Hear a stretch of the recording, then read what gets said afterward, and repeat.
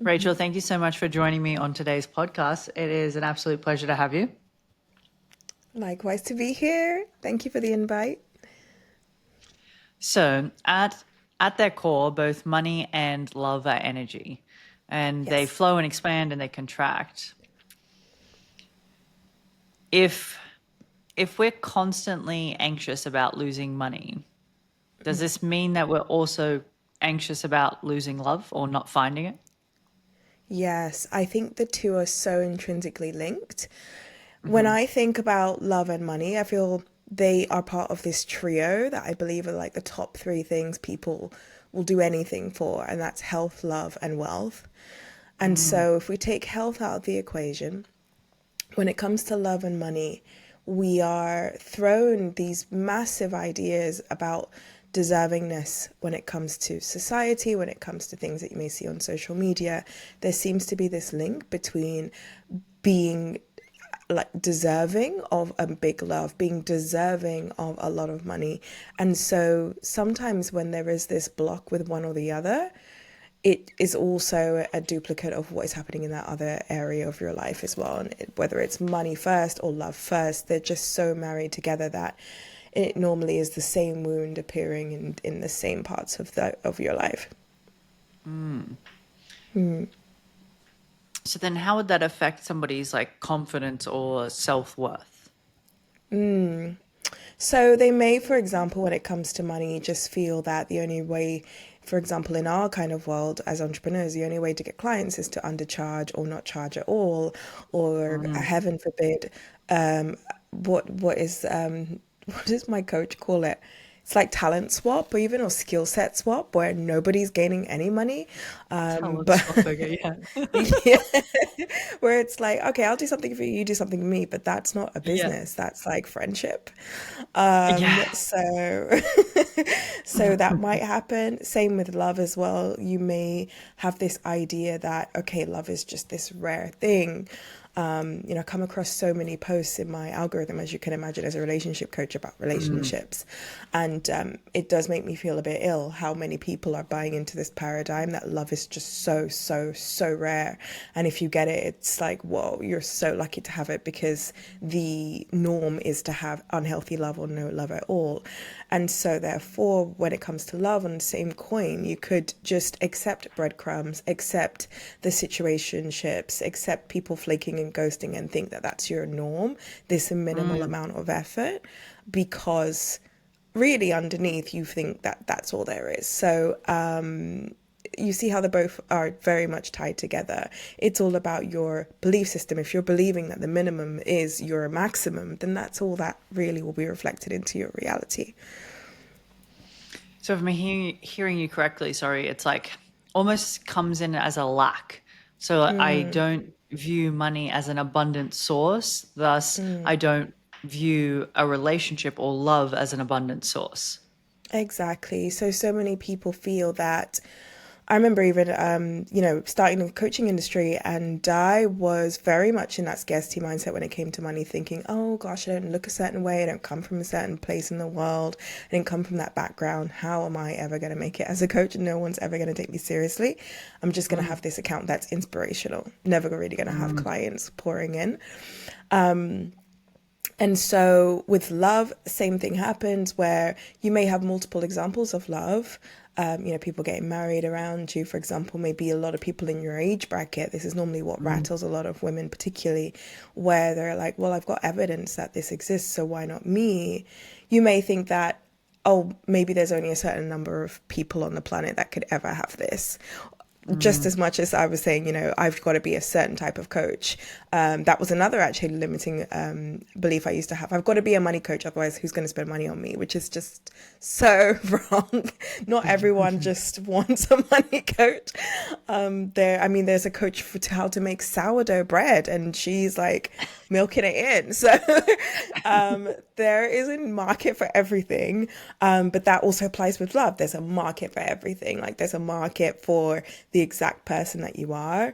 Mm. But there's also this belief that, oh, I've met like I had a client actually a few years ago who's now with like her soulmate guy, which is amazing. She's been with him for We love four that. years, but just before she met him, she was with someone else for 10 years. And she Mm. felt like the universe had dealt her cards like, what, you think you're going to get another soulmate, love? No. Oh, You've you've been with someone for 10 years and so you're done. So it only took her like what, under 3 months to then find this beautiful man that she's with now. We're waiting on the ring together. I feel like I'm in the relationship.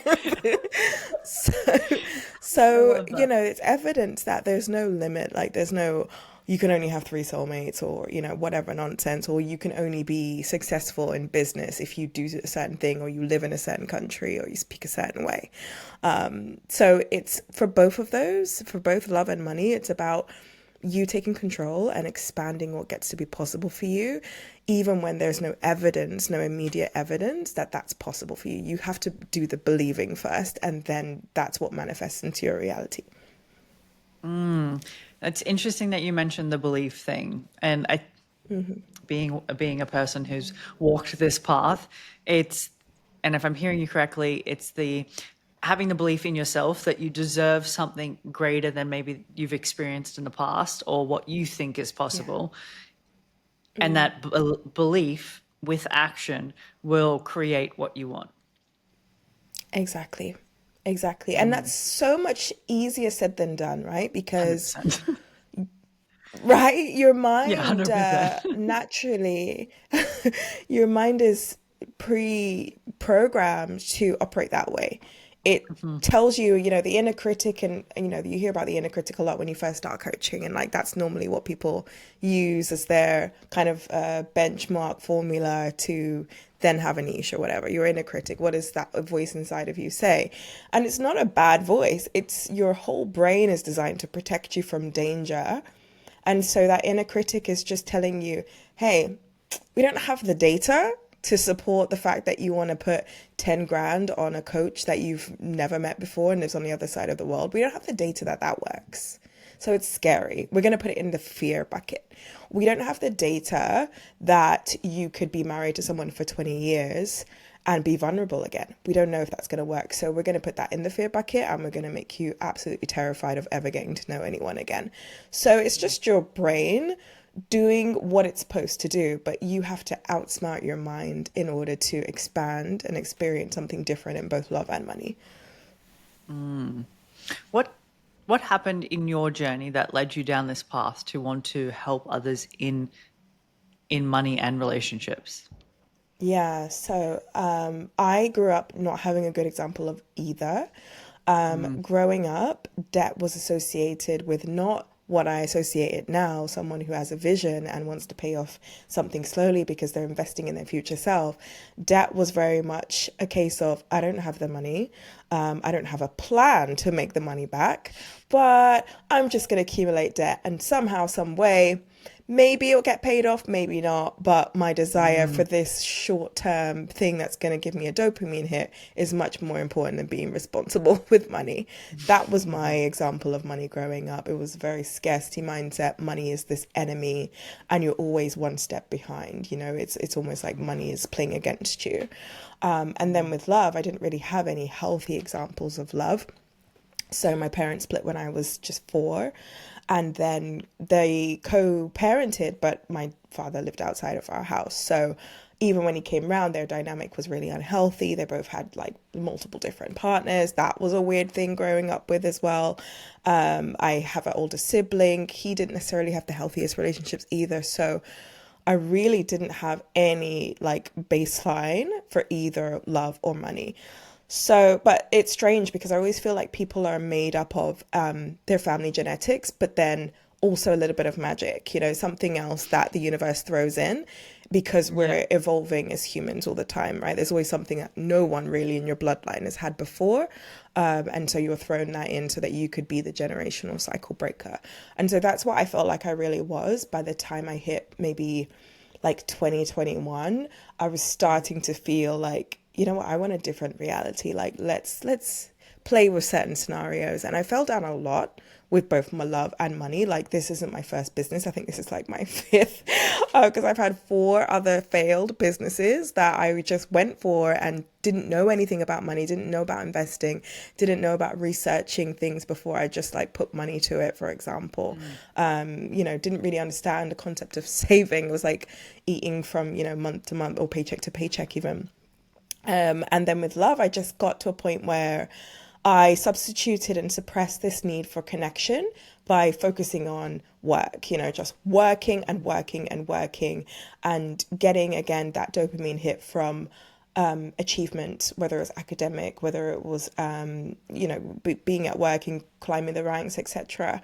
And it just felt empty. Like, both of them just felt like, okay, I think I'm doing something wrong. I'm not really getting anywhere. I don't feel like I'm creating anything. And particularly, I think, to be honest, both hit. I was working late one time in the project management world, and a director of mine was so used to me working late. So I used to like log out at like 7 o'clock at night, most nights, that he waited until 5 o'clock, which is like the normal contractual end of day, to then give me this huge project to do, which was due the next day. And I remember I had a date that same day. And without no hesitation, I just cancelled on this man. I said, look, my director is basically king and I've got to go. I've got to do this. And it was a shame because he was so local. Like, at that time, I was like only a couple of years out of having lived in Spain. And he was Spanish. I thought, oh, this is so nice or whatever. And I remember he was pretty cutthroat and probably fed up and just deleted me. And I was just there in the office. I thought, though, my boss was going to stay and we were going to powwow and, no, he was like, well, I've got to go home to my wife and dog. oh, okay. Like, you look like you're good here. Yeah, and I was like, oh, so what am I doing here? And it wasn't, I was getting paid ridiculously low money. I was really overworking. So I was just doing it in a way that was just very, again, scarcity mindset. Love is hard, finances are hard, but you just got to get on with it, So yeah, I think like later towards the end of my 20s, this is when things really shifted.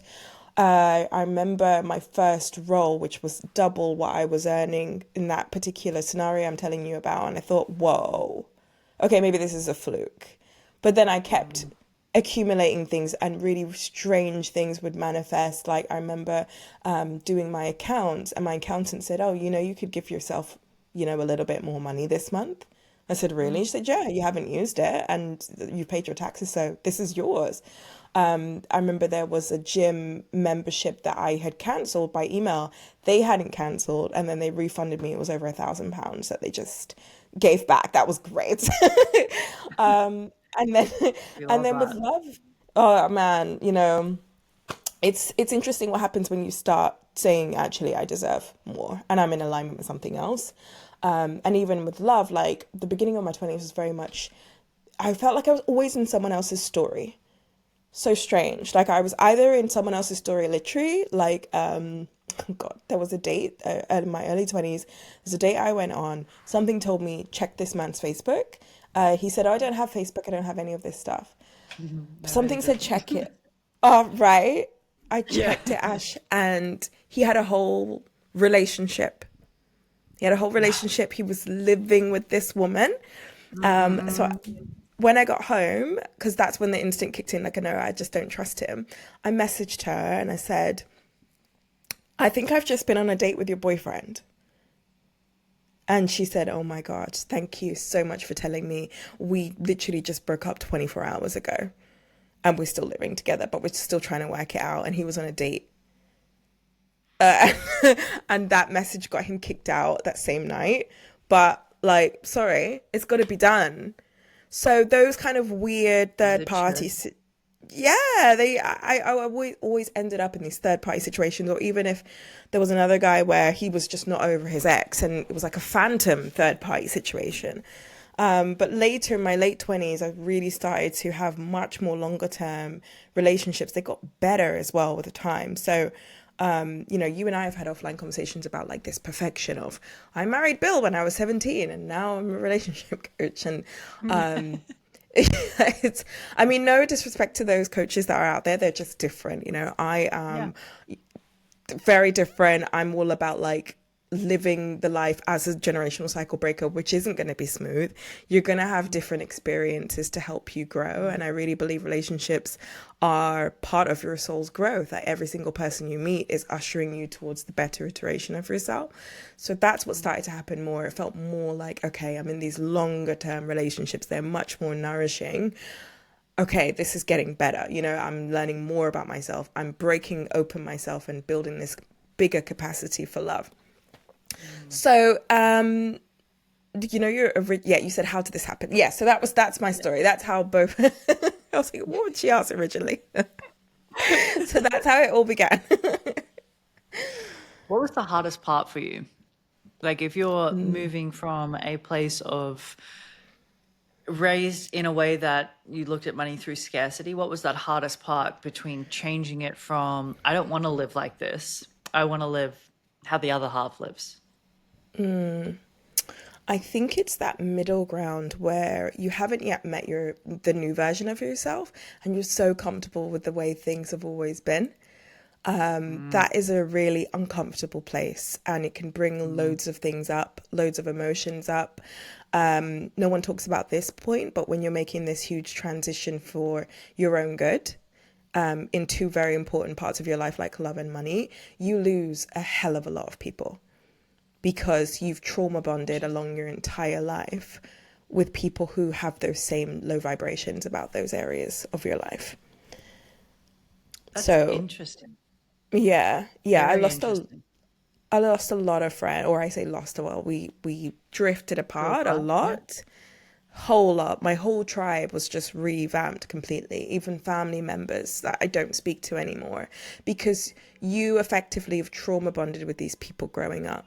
It's comfortable that you're both on the same vibration. Remember, like your brain is trying to give you the safety all the time, so it was safe to think the same things. The second that you start thinking differently, you indirectly are challenging someone else's grounded foundation of who they are. So that can come with either someone thinking, whoa, I love this wave that Ash is on, for example, or who does she think she is? I don't want to be a part of this. This is really what's the word I'm looking for? Confronting for me. Like I really don't want this. And instead of actually looking inside and asking themselves, why is this so confronting for myself? A lot of people will project it onto you and say, oh, Yeah. Ash, you think you're this. Oh, you want to be a coach, do you? Oh, good luck. You want to earn this much? Great. Okay, we'll see if that happens. And it's just a projection of their own discomfort rather than anything about you. That's very interesting that you say that you trauma bond. So does that mean if I'm at a low vibrational state for most of my life and then one day it shifts, most of those will fall away unless they choose to shift with me? Exactly, yeah, naturally, because it's all vibrational, it's all scientific, even though sometimes anytime we talk about energy or manifestation, some people think it's just too woo-woo, right? They're like, Yeah. what is all of this? But it's science on a molecular level, all of these different emotions and vibrations, it's all science. And so it's, imagine two magnets. They have Okay. the same composition, and so they are attracted to each other. So when you don't have the same composition as someone who's not looking for the love of their life or looking for a pure love to elevate themselves or looking to, have a lot of financial abundance so that they can make an impact in the world, they're going to be repelled by you naturally. They're not made of the same substance anymore. And so we are always, as human beings, looking for things that offer us comfort. It's very uncomfortable for someone who's not in a growth mindset to be around someone, for example, who is pushing and pushing and trying to particularly achieve something that they've never seen before and that the whole world is saying is so hard to achieve. It's very interesting. So then, okay, so why do some people struggle to receive or, yeah, struggle to receive money or love? I think it's all about really giving their power away to a lot of normally external circumstances of, I gave the example of how I grew up. Oh, well, guess that's never going to happen for me. And just very much feeding into this idea that, it's only for the lucky few. You've got to have these certain circumstances in order to have this manifest in your life. And I love, like, my business coach is Elena Ray, by the way, for everyone listening. She's wonderful. And one of the things she says that has stuck with me ever since I started working with her was, it's this specialness that people think that they have. Yeah. And it's not the specialness that you and I know, as in like, I'm special and so I deserve everything. Is like the opposite. Like, my story is so unique. I've never experienced love, and I'm this anomaly amongst the 8 billion or so people on the entire planet that cannot, get a good launch or, have a successful coaching business or any kind of business or any kind of corporate career or have a sustainable love. Like, I'm just that special and that different from everybody that it's not going to happen for me. And see, we laugh, but it sounds so crazy out loud, right? But there's a lot of people they're repeating that same cycle because really that's what it is. It's the specialness factor. Is it I need to just acknowledge that I'm not that special? Yeah, you're not that special, and people have done it with much less than you. Less. People have done it with much less than you. So why not you? Like I said, there's It's a like sourdough coach out there. you're like, I will remind you Yeah. throughout this podcast. There's a sourdough coach.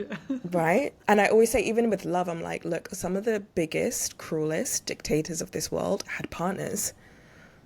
They didn't even have the ounce of empathy that you have. So why can't you have that? Does it come to a level of deservingness, like the internal, I don't feel like I deserve it, or if I get it, I'm going to fuck it up?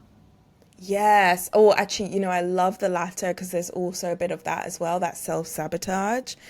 In fact, with my longest or my biggest container, which is 5 months, it is to attract your equal, it's to attract your soulmate. But in the contract, I actually say, look, if you do end up meeting your soulmate within this period, I'm going to keep you because I know you're going to have those self-sabotaging feelings. I know you're going to think, I'm manifesting, I'm going to mess it up, I'm going to do this, I'm going to do that, I don't deserve this. It's so natural if it's been a while and you've manifested someone of such high quality to reflect the work that you've been doing on yourself. It's so scary because there's that gap and that bridge between like this new person that you've worked so hard to become and this new version of a partner that you now become and who you were.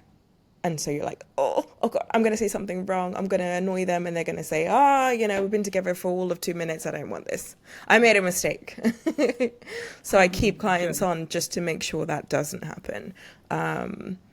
But yeah, even with the self-sabotage with money, you can manifest bills. You can manifest things going wrong. So that even from what words are incantations.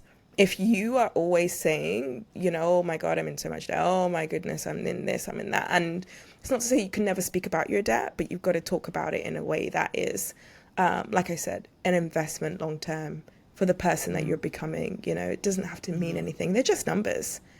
Really, they're just numbers. And that doesn't mean that you shouldn't pay off your debt. You need to pay it off and be responsible, but you don't need to wake up and make whatever's going on, whether it's in your finances or in your love life, be so intrinsically linked with your own value, because that's not real. That's not true at all. What are some of the subconscious beliefs then that may reflect either of those that could stop me from either wanting to pursue keeping negatives in the bank account or either or?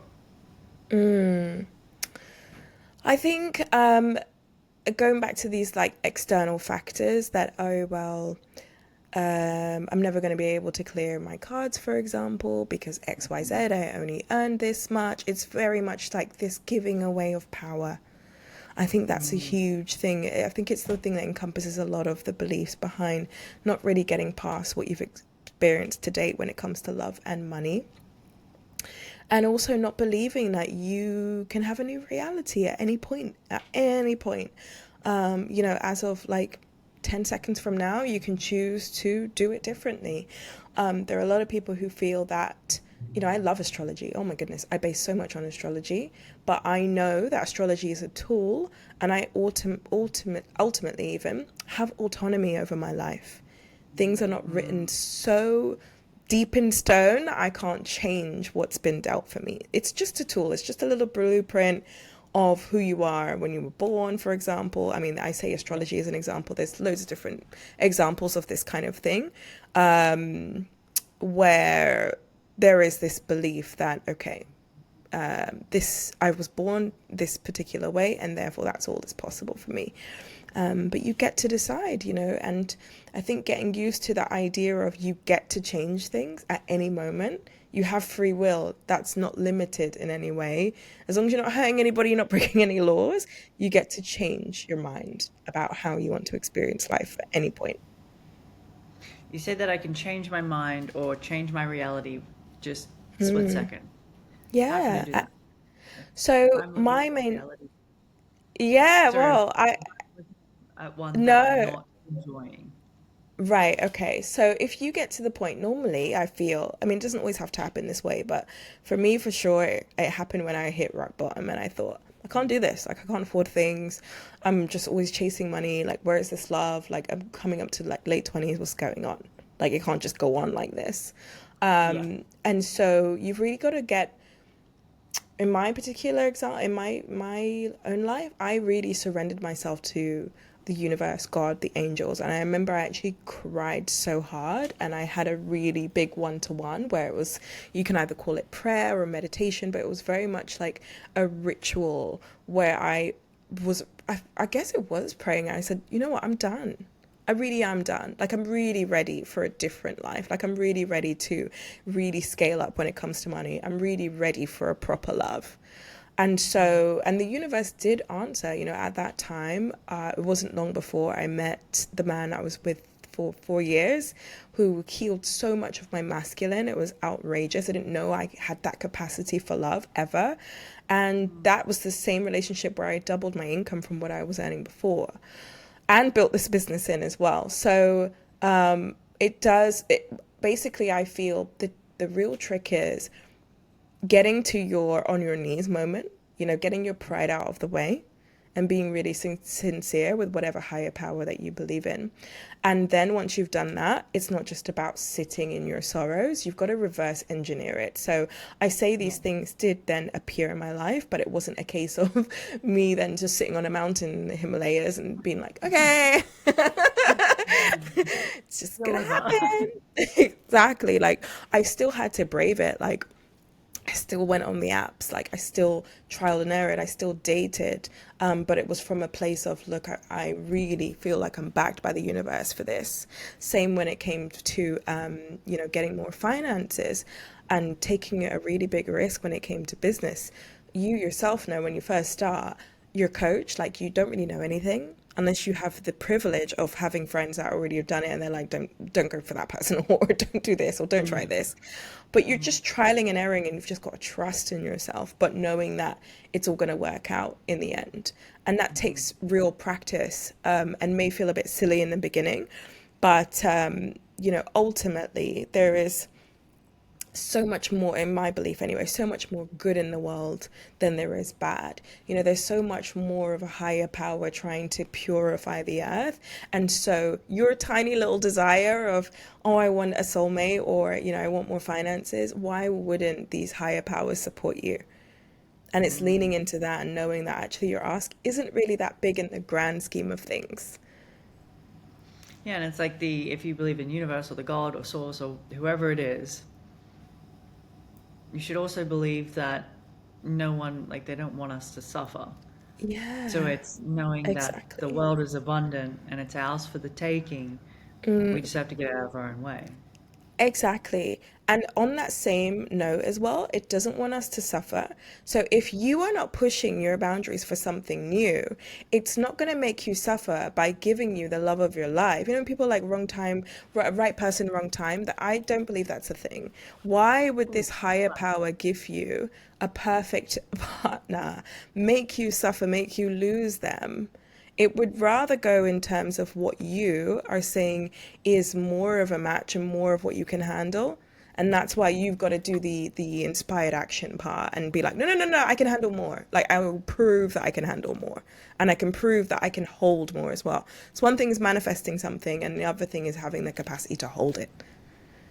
yeah, So as someone who didn't know how to hold it, 100%. It yeah. it was like I touched it and I was like, no, not for me. Ouch. Yeah, thanks, but no thanks. And then the moment after, I was like, oh, that was the moment, and you Yeah. let it go. Yeah. Yeah. Yeah. And it was, and the thing is, it was just that it was a preview. You know, when those kind of things happen, I really feel like it's a preview. Like you're getting closer, but Mm. go back to the drawing board a little bit. So, you know, having that wider view, that bigger picture, and reverse engineering it in love and money, that's what people need to get in touch with a lot more. And reverse engineering it with real actionable strategy for both. Because with money, we're like, yeah, I understand it needs to be a strategy. With love, people feel like that's a foreign concept. But without it, you are going to be saying things like the dating pool's dirty and all these weird things. Such an It's American thing. well, yeah. Americans are like, well, I feel like everybody complains about the dating pill, right? Yeah, But yeah, I'm a big believer of you attract what you are, not what you yeah. want. So if Yes. you're complaining about the dating pill, then let's look within and then go Yes, back out, right? exactly. Um, yeah, I think it's a very foreign concept for people to try and understand that Mm, our biggest mirrors are relationships. mm, Mm.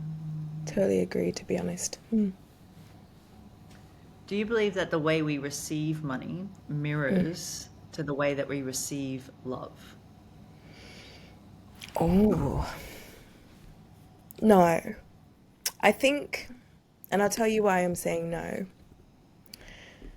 Well, it depends, actually. Yes and no. Yes and no. And I'll give you different examples. Okay. So with Well, let's hear it, it. yeah. So with this, I guess deservingness is a big topic here because we're gonna come back to this so much. When it comes to that, there is this factor of, do I get to have this? I use an example of someone gave you a check, or Mhm. does everyone use checks? I don't know, or whatever, a Maybe. check. Everyone understands what a check is Loosely. anyway.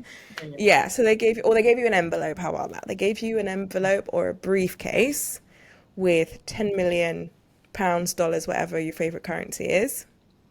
Mhm. You would be in shock, Mhm. but you would, be like, okay, I'm suspicious.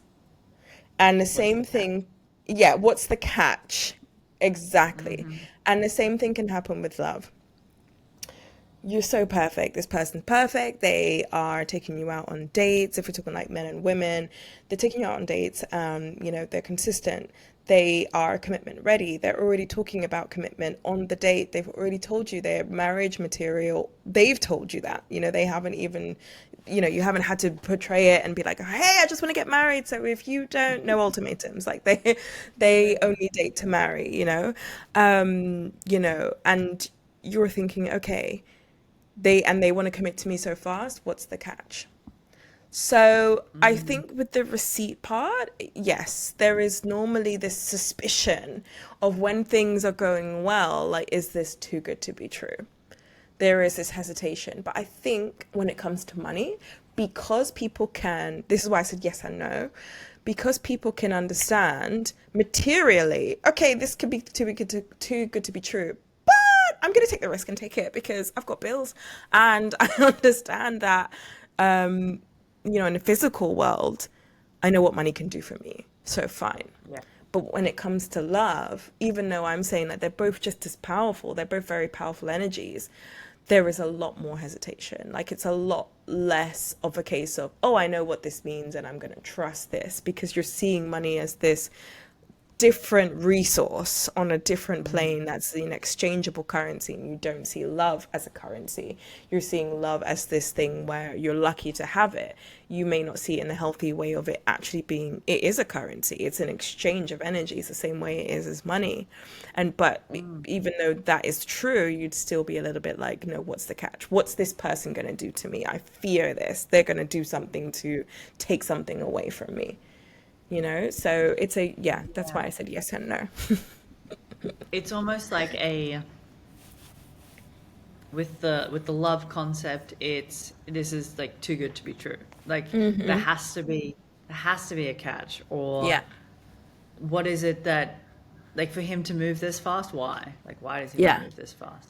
exactly. And I can understand that. Like, it's like there has to be a reason. With the money, I can justify you giving me a briefcase, Yeah, like anything. it's like it's about Um, time. I've got yeah, bills. right. Yeah. If it was coming from a stranger, I would happily take it. So this is my catch. If it was coming from a stranger, I'd happily take it. But if it was coming from friends or family, I would question it. Um, and Interesting. it would be, do you probably need this more than I do, even if I needed it. So you push back and be like, actually, you should have this. So it's, yeah, Yeah, even if you really, really needed it yourself. yeah. So it's like self-sacrificing on both sides. So it's kind of like self-sacrificing in a way where I don't know if I can have this. Same with love. You know, can I hold this? Mm. Yeah. How could somebody shift their mindset from a scarcity to abundant? Yeah, I think, you know, it's not something that will happen overnight at all. At all. In fact, cool segue. Well, I'm writing, or I'm not sure when you're going to release this. So I'll say I'm writing slash I have written my Mm. book called Date Your Worth, Not Your Wound, Oh, we which, love that. yeah, which is, you know, it's very much focused on high achieving women being able to attract the equal without settling. But it is talking about the financial aspect as well of not Mm. having to settle in success either. So there are tools like my book that can help, but ultimately there you could read every book under the sun, and still feel that you're always one step behind. So my ultimate advice is that you dedicate the rest of your existence to working on this, because like I said, it won't be overnight, but also there's a spectrum, and there's a huge spectrum that, you know, once you really understand that and you tap into this field of potentiality where you really can have everything that you want and anything that you want, it's almost like an elastic band that you stretch, and Mm. you stretch a little bit more, and you know, you may not double your income in a week, but you get used to charging a little bit more.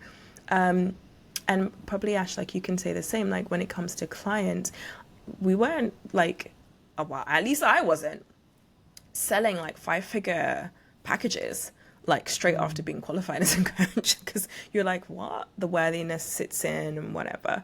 So you expand a little bit. Maybe you sell your first like low ticket offer, maybe it's just a freebie, and then you expand, and then you get more clients, and you get that validation of, oh no, I can do this. Mm. And the same with love, you know, taking it just one step at a time. Maybe that one step at a time means you're going on one date every quarter, and that's like your capacity. Mm. And then maybe the next step is something else. But just going in your, I think the another key thing to take away from this chat is your timeline is so unique. Everybody's is so unique. So Mm. I feel people get trapped in thinking that love and money are both very hard because they're not looking at themselves as this unique blueprint. Like we all have unique fingerprints. That enough is enough to tell you how unique you are. Even when you pass Mm. on, like no one's gonna have your exact fingerprint ever. So I think it's even a crime to burn people's fingerprints off, right? Isn't that actually illegal to do that? because it's their I have no unique idea, but identity. if it is, So that's a too cool, many fun fact. narcos for this series. Yeah. Too many Oh, trafficking series that I want, Latin American ones. shit. I think I'm But gonna Google it after this. I'm pretty sure it's illegal. Like, you shouldn't be burning off your fingerprints because it's your one identity in the entire planet. So, even if you think about the way that you grew up, like your yes, from down under. I remember I said like that was your nickname. Your nickname's down under, but that what does that mean? Your country is so vast. Even if you grew up in the same street as everybody that you knew, your experience is going to be different. So it's just remembering that. Sometimes it's really hard to, particularly on social media. People like yourself and I are always on social media because it's part of the business we're growing. mm, And so sometimes it can get noisy, right? But your timeline is completely unique. There's several examples of, the KFC, the Colonel. He started his business, what, in his 50s or something nuts like that. 100%, yeah. Vera Wang, I think she was in her 40s. Mm, And so, you don't see, I mean, the Colonel, unfortunately, is not with us, but we have his fried chicken. But Vera, you don't see her turning around and being like, oh, you know what? Like, I'm quiet down, guys. My brand isn't that good. She owns it. It's her time. Everything started when it was supposed to start. So it's just honoring your own timeline. I think that's what messes people up a lot. Oh, I'm supposed to be on seven figures by now. Are you? Or is your soul's path just different? Oh, I'm approaching 40. I should be on like 2.5 kids by now. Should you? Or 5 maybe, kids. yeah, like, and a white picket fence, and like I should have a husband with a dog called Bob or whatever. And it's like, should you? Like, Mm, for me, it just shows the lack of trust in that higher power we were talking about. I got very ill, for example, very, very ill at the end of 2023.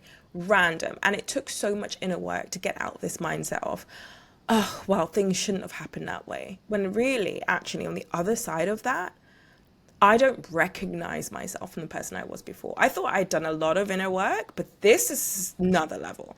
Like, I get mm, to be there for both my clients and my people in my own circle in a way that is just, it's a whole different level of empathy because I know what it's like to be so ill, and really be face to face with your mortality. Who knew that was going to happen? No one knew. And so you've just got to trust in the higher power that actually it's pushing you to be the absolute best version of yourself the more you lean into it.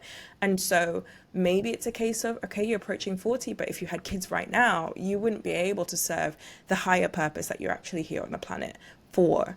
I think people forget that we're not just here for no reason. We're here to move the world along in our own unique way. So that's mm. what the bigger plan is. So you got to I agree trust. with that. I don't think everybody believes it, or they've not yet recognized it, or they're not there in their journey yet. It's the waking up of the consciousness, if you will, for people to get to Yeah, that place. yeah. I think it's What would be happening though. 100%, With the age of right? Aquarius, I think we're doing it. Are we in the age of Aquarius right now? We are. We are deep in it. How can I tell the difference between high standards, whether that be, well, high standards when it comes to love and money, because you could have both, and it actually being scarcity mindset? Oh, yeah. Okay. So let's look at both. So let's do money. So, Mhm. for example, I my rising sign is Gemini, so I can do Yeah. both. I can do let's sit in a forest and let's go to Hmm. Louis Vuitton. I like Okay. both Yeah. extremes. Yeah. Um, but I remember there was a time where I really thought that success as a business owner looked like walking around with a designer bag. That means that you've Mm, done it. mm, But actually, it's a really big scarcity mindset because you're thinking that these one off expensive purchases are like the pinnacle of your wealth, which is actually, or at least a pinnacle of the symbol of your wealth, which is completely wrong. You should be building the basis or the foundation to support the lifestyle you want to have, not the other way around. You know, you shouldn't be buying things that you can't really afford, or you can't, as I think was JC who said, if you can't afford to buy it 3 times or 5 times or something like that, you can't afford it. Something, I heard a quote like that. So you're buying, you know, what you envision that you want your lifestyle to be first. You know, you're buying the apartment that's going to cripple you financially because you don't have the business to support you, or your business is not in a consistent cash flow place, but you think that that is being abundant, but it's actually a scarcity mindset. It's limiting you so much, because how do you move past that if you've already trapped yourself in that? And when it comes to love, you know, a scarcity mindset can just look like a lot of things. It could look like, even if you on paper are about to marry someone, you know, I was in this position where I was going to marry someone. They on paper were great. They weren't a bad person. Another, you know, caveat to that is we need to normalize being able to talk about leaving healthy relationships, because misalignment is misalignment. It's not, it doesn't always have to be abuse. It doesn't always have to be the worst relationship of your life. It could just be a misalignment, and that can happen at any. Yeah, exactly. And, you know, you knowing that actually you need more, because this is a new, you know, you're being pushed for more, and there isn't space to grow anymore in that relationship. It doesn't need to be unhealthy for that to happen. And so scarcity mindset could be, again, oh my God, I'm mid-30s. What am I doing gambling my life? And this was the exact mindset I had. What am I doing gambling my life right now? What if I'm just left with nobody? Or what if I'm left, like, looking back and thinking, shit, I should have got married. What the hell was I doing? Why did I gamble this? You know, again, thinking that the universe only has these tiny limited opportunities for you in your entire life. When you look around, gosh, like, I think it's a good thing or a good habit for people to have, to always get in touch with nature, either physically by traveling, or just, you know, go on Netflix and watch a nature show and see how vast the ocean is, for example, or how huge the Amazon rainforest is. And you think you're only ever going to get like this one opportunity to make a lot of money, or this one opportunity to marry someone. Like, really? It just sounds so silly in comparison, you know, or the way that I'm such a nerd when it comes to animals, that like they transform and they change colors. It's like, wow. And I'm worried that I don't get a text back. Oh. You know what I mean? Yeah. So like it's you're right. And I think modern dating has become, like, we've made it too complicated when it doesn't need to be.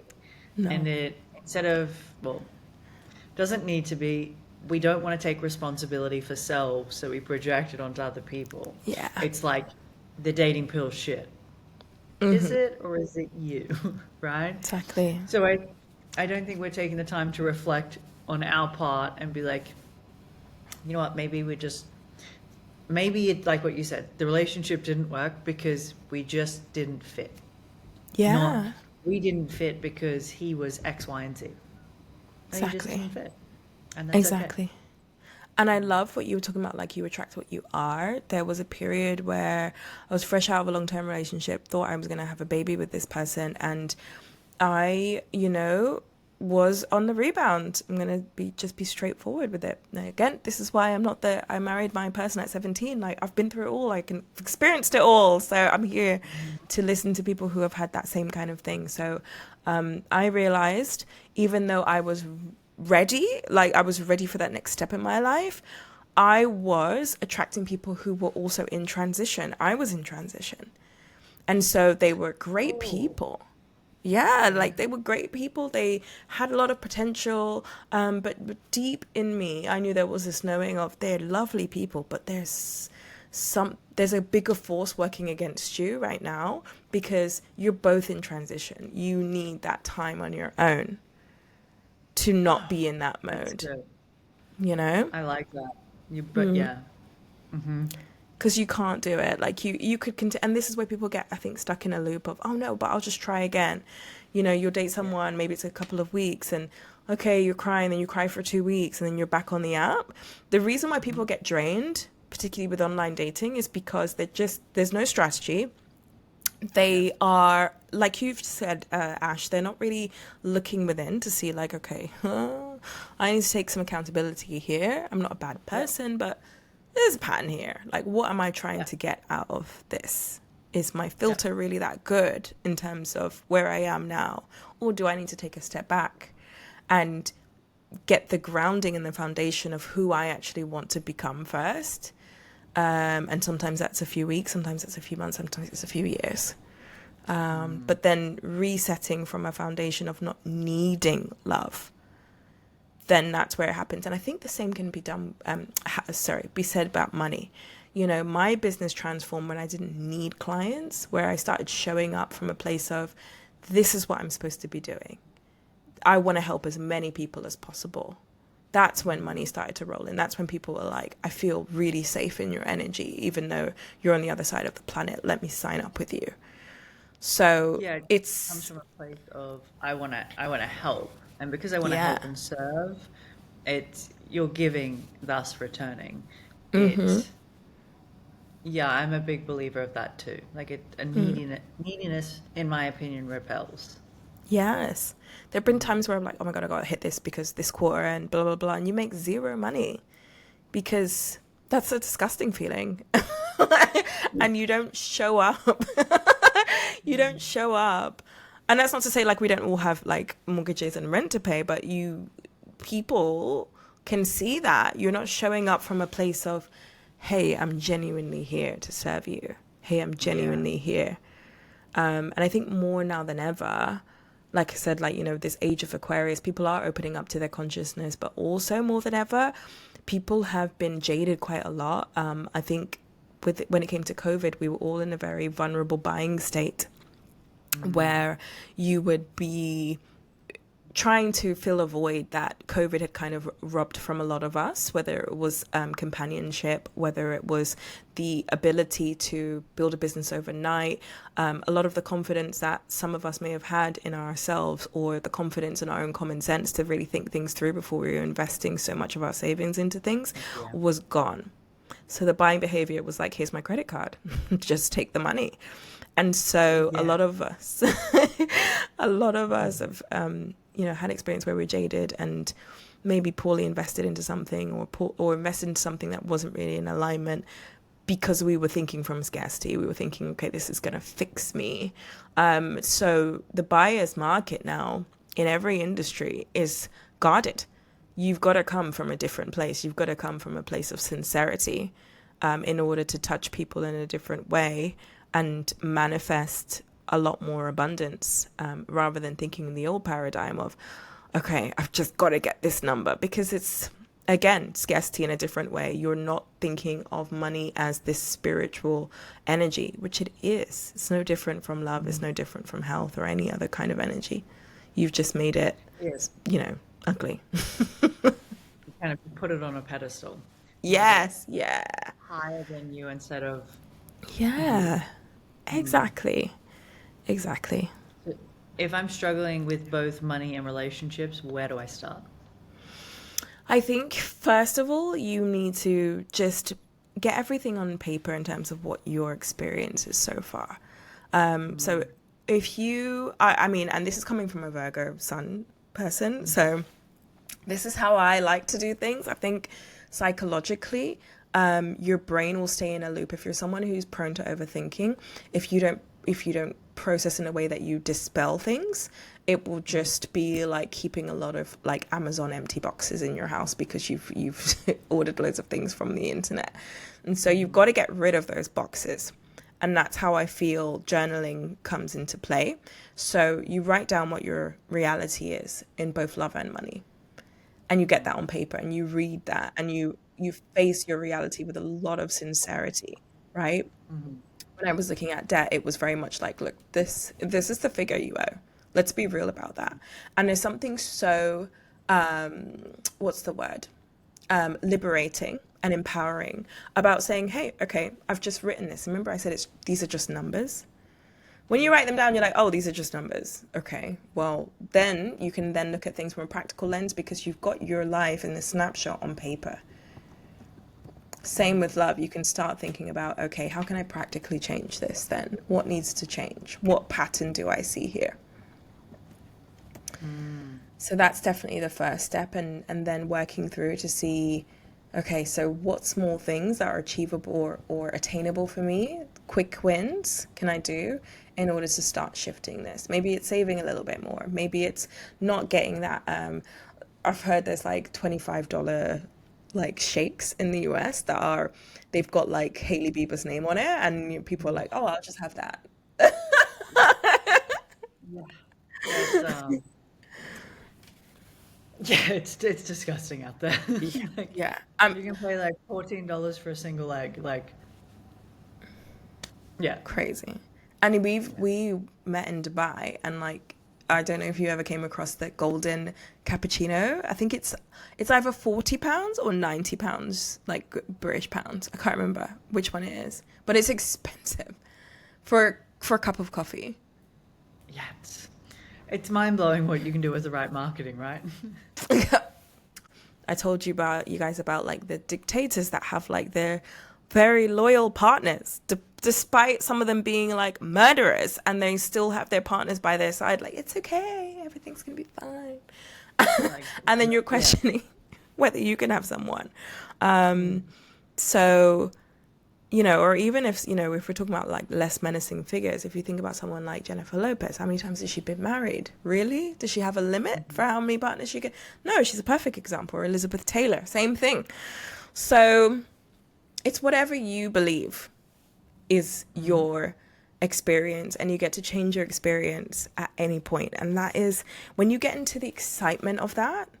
And I think like Ash and I, having met in Dubai, like we've both seen what it's like to be somewhere where of someone's idea they've created this entire wow, like it's I was going to call it a utopia, but there's way more words I could even describe that place. It's just business after business after business, and so much abundance, and some of these crazy ideas like the golden cappuccino and all this kind of stuff, but they work.